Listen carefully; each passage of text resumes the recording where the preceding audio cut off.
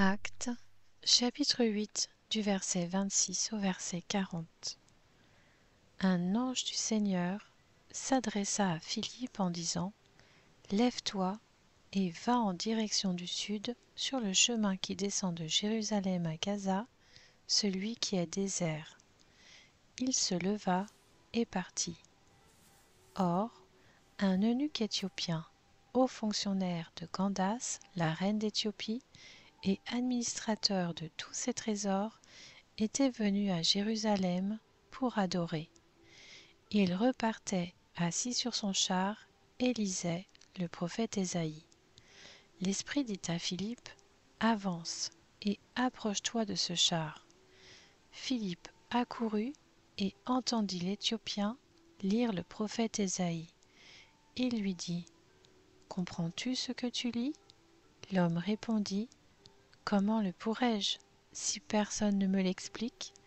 et invita Philippe à monter et à s'asseoir avec lui. Le passage de l'Écriture qu'il lisait était celui-ci.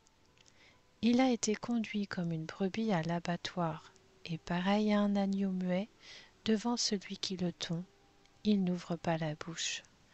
Dans son humiliation, la justice lui a été refusée.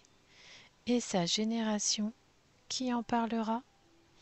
En effet, sa vie a été supprimée de la terre. » L'eunuque dit à Philippe : « Je t'en prie, à propos de qui le prophète dit-il cela ?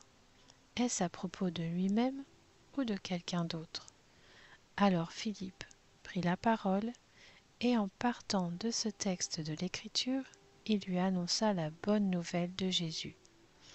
Comme ils continuaient leur chemin, ils arrivèrent à un point d'eau.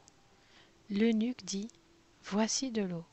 Qu'est-ce qui empêche que je sois baptisé ? » Philippe dit : « Si tu crois de tout ton cœur, cela est possible. » L'eunuque répondit : « Je crois que Jésus-Christ est le Fils de Dieu. » Il fit arrêter le char.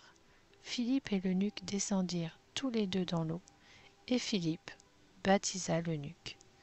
Quand ils furent sortis de l'eau, l'Esprit du Seigneur enleva Philippe, et l'eunuque ne le vit plus. Il poursuivit sa route tout joyeux.